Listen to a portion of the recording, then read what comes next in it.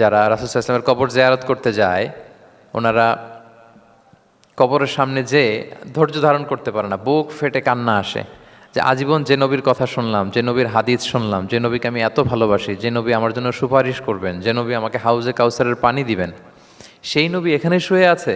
এটা ভাবতেই মুমিন হৃদয়ে বাঁধ ভাঙা কান্নার জোয়ার আসে, হাউমাউ করে কাঁদতে ইচ্ছে করে, কিন্তু ওখানে আওয়াজ করা যায় না, কারণ ওখানে লেখা লা তারফাউ আসওয়াতাকুম ফাওকা সাওতিন নবী।